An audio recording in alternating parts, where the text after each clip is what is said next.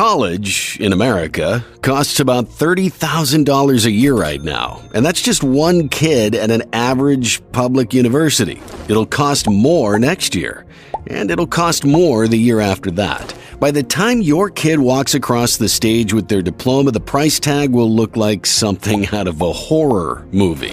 The S&P 500 has spent the last century outrunning almost everything. The question is whether it can outrun this. In this video, I'm taking the amount the average American family ends up saving for their kids' college, investing it into the S&P 500 the day their baby is born, and leaving it there for 18 years till he or she gets into college. No further contributions, no moving it around, just one deposit and one fund. And in the end, I'll show you exactly how much college tuition that account covers when your kid finally steps foot on campus, and what changes when you put in just $5,000 more. Here's the setup. Most American families don't have a plan when their kid's born. They have a feeling, they tell themselves they'll start saving soon, and they'll figure college out as they go, that there's plenty of time. And then time goes by faster than anyone expects. But there's a number worth knowing. The average American family ends up putting about $15,000 a year toward their kids' college out of their own pocket. That's what they pay each year during the 4 years their kids are actually in school. We're talking tuition help, housing help, books, the gap that scholarships don't cover, and it adds up. So here's the question this whole video is built around. What if, instead of paying that $15,000 per year during college, you took that exact same amount, $15,000, and front-loaded it once at birth into the S&P 500?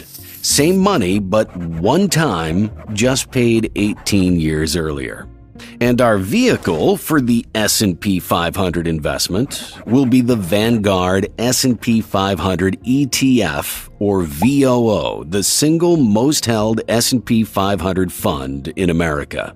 It owns the 500 largest companies in the country, weighted by size. When people say just put it in the index, this is usually what they mean.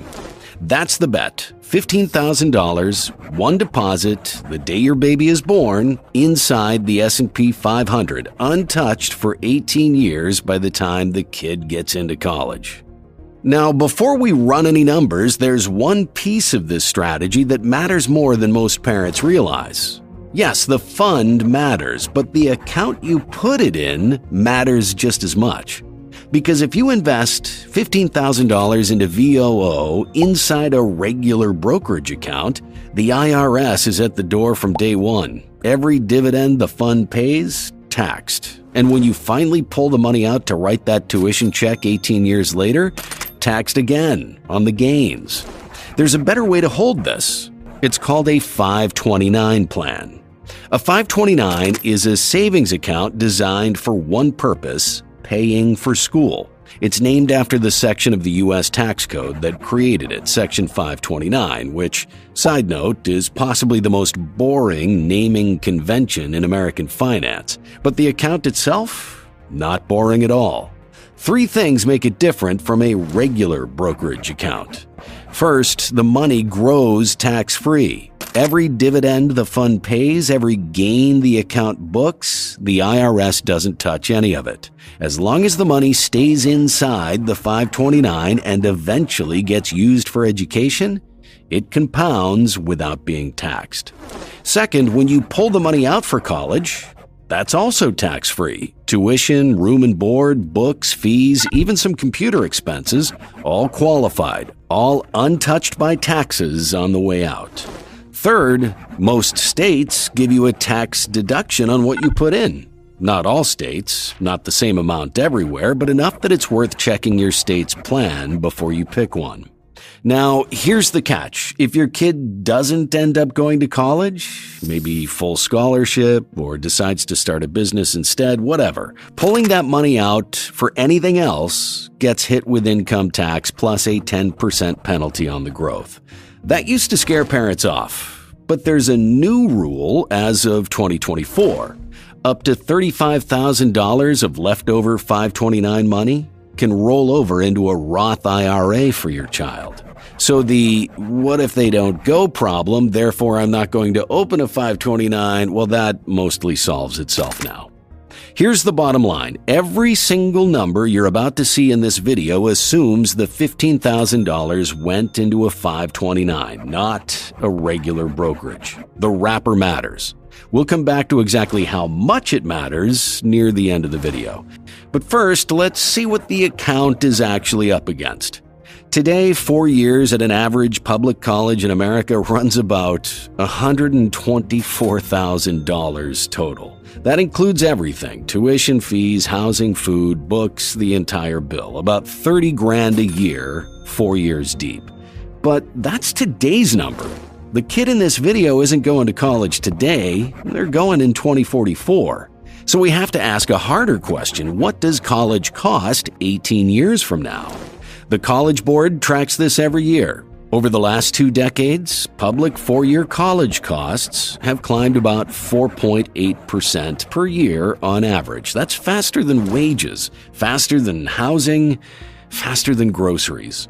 For this video, we're going to be a little conservative and use around 4%, a midpoint between that long-term average and the slower years we've had recently. Now, run that forward 18 years. Freshman year 2044 would cost about $65,000. Sophomore year, $68,000. Junior year, $70,000. Senior year, $73,000. Add it up. 4 years of public in-state college for the kid born today projects to about $276,000. 276 grand for a state school, public university. Okay, now we know the bill. The question is whether $15,000 in the S&P 500 can grow into something that can actually pay it. But before we run the numbers, let's talk about what VOO actually does. Since the fund launched in 2010, VOO's share price has climbed about 13.96% a year on average. On top of that, the fund pays a dividend, roughly 1.05% of the account value every year. And because this is in a 529, those dividends get reinvested automatically, buying more shares every quarter, which then compound alongside the rest of the account. The dividend isn't the headline, though. The share price climb is the headline. However, the reinvested dividends do the important slow work of buying more of the engine every 3 months. Now run it forward. Day 1. Your beautiful baby has arrived. $15,000 goes into VOO inside of 529. By the end of year 1, the account would reach $17,252. The market would add $2,094 in capital appreciation plus $158 in dividends, which are reinvested into more shares. Year 2 projected at $19,827. Year 3, $22,771. Year 4, $26,137. Year 5, $29,983. 5 years in, our kid is starting kindergarten. The account would roughly double. Sounds great in a vacuum, but here's the honest part. 5 years in is also when most parents start having doubts about this plan. The account would move from $15,000 to $29,983. That's real growth, but it's not the kind of growth that gets you excited about leaving it alone for 13 more years. The temptation to pull it, move it, or do something else with it, that temptation is real. And it's where this strategy fails for most parents who try it. Look, the hardest part of an 18-year plan isn't year 18, it's year 5. But let's say you're disciplined, you hold. Here's what happens next.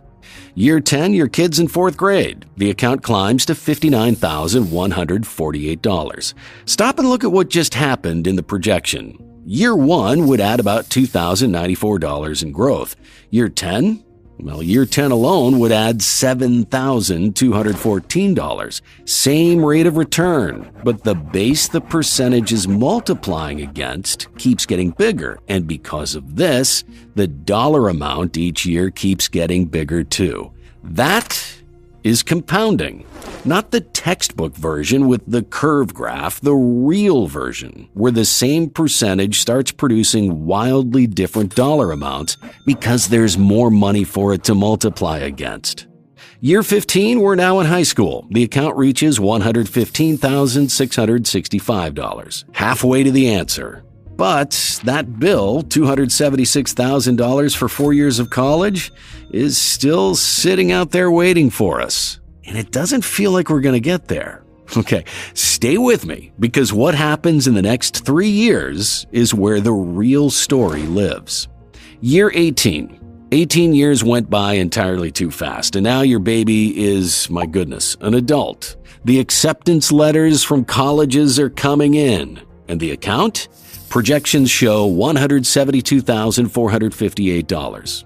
From $15,000, without a single additional dollar going in after our baby's first birthday, over 11 times the original deposit. Of the $157,458 in total growth, capital appreciation would contribute $152,768, which is the share price climbing over those 18 years. The reinvested dividends would add another $4,690. The market climbing does all the heavy lifting, while the dividends do the slow work in the background. And remember, every dollar of that growth happens tax-free, because the account is a 529. So here's where the math ultimately lands. The account would be worth $172,458. The 4-year college bill, projected forward to 2044, would be $276,000. And so the account is short, on paper, by about $104,000. But here's what most people miss. The account doesn't get emptied on day one of college. The kid pulls out 1 year of tuition each fall. The rest stays invested. The rest keeps compounding. The real question isn't whether the account beats the bill on the 18th birthday. The real question is whether it can survive 4 years of tuition coming out of it while the rest keeps growing inside. Let's check out what those projections show. Fall 2044, freshman year, the account stands at $172,458. The freshman bill is $65,291. That comes out. What's left? $107,167, and that balance keeps growing during freshman year. Fall 2045, the beginning of sophomore year, the account grows to $122,127, considering VOO's 13.96% rate. Sophomore tuition is $67,902. That comes out. $54,229 left inside, still compounding. Fall 2046, junior year, the account would grow to $61,795, but junior tuition is $70,619. Hit the brakes. Right there, partway through junior year, the account runs dry. $8,824 short of finishing the junior year bill. Senior year, there's nothing left. And that's our result. Freshman, paid in full. Sophomore, paid in full. Junior, 88% there before the account empties. Senior year, zero. Tuition has to come entirely from somewhere else. Add up what's still owed, and the family's looking at $82,267 they'd have to find from loans, from income, from scholarships, from a part-time job, from all of it together, perhaps. Here's what that means. The strategy worked. The market would compound. The 529 would protect every dollar invested from taxes. The $15,000 would grow more than 11 times its original size, but our kid would graduate college with about a year and a half of unpaid tuition holding them down. A horrible way to enter the workforce already deeply in debt. That's the honest math. The strategy beats almost every other passive savings option out there, but it doesn't beat college. Well, it does, to an extent, just not all of it. But there's another version of this story. Same fund, same wrapper, same 18 years untouched, same market doing the same thing. The only difference, instead of $15,000, you put in $20,000 on day one. $5,000 more, that's all. Where does the extra $5,000 come from? It's not nothing, but it's also not unrealistic. The IRS lets a single grandparent gift up to $19,000 per year to a grandchild, totally tax-free. Two grandparents combined can put in $38,000. So an extra $5,000 at birth isn't some wealth-only number. It's one grandparent's contribution, or one really lucrative baby shower, or a parent who saved a little before the baby arrived. Here we go. Let's run the same math, this time with $20,000 in VOO, inside of 529, same 13.96% average annual appreciation, dividends reinvested, 18 years untouched. Year 18, the account would reach $229,944. $5,000 more at the start would grow into $57,486 more by year 18, over 11 times leverage on the extra deposit. The starting amount wouldn't just add $5,000, it would compound into more than 11 times that. Now run the drawdown. Fall 2044, freshman year. The account stands at $229,944. The freshman bill, $65,291 comes out. There's $164,653 left inside. Fall 2045, sophomore year, the account would grow to $187,640. Sophomore tuition, $67,902. There's $119,738 left. Fall 2046, junior year, the account would grow to $136,453. Junior tuition, $70,619. $65,834 left.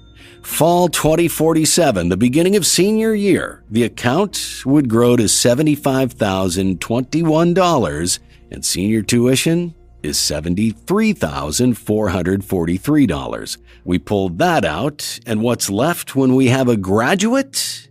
$1,578. The plan would cover all 4 years, public in-state tuition fees, housing, food, books, all of it, with $1,578 to spare at the end. Same fund, same wrapper, same market. The only thing that changed was $5,000 at the start. That is what compounding does to a starting amount. So we've got our answer. $20,000 in the S&P 500 at birth, held inside of 529, would cover 4 years of public in-state college with a little to spare. But here's one more reveal, and it's the one most parents never see coming. The whole video assumed you used a 529. Now picture you'd done the exact same thing, same $20,000, same VOO, same 18 years, but in a regular taxable mortgage account instead. What changes? Well, as we know, every year the fund pays dividends. In a 529, those compound tax-free. However, in a brokerage account, the IRS takes about 15% every year for 18 straight years. On top of that, when the money comes out at year 18 to pay tuition, the brokerage account gets hit again. Long-term capital gains tax on every dollar of growth. Another 15% off the top. Run that drag through 18 years and the brokerage account would land closer to $195,000 instead of $229,944. A $35,000 gap. Same investment, same market, same timeline. The only difference was which account it sat in. The 529 didn't just save the plan. It was the plan. Now, if you wanted to hit $1 million in 10 years starting from zero, I built a fidelity plan that does exactly that, and I'll show you exactly how John reaches it. That video is on screen right now.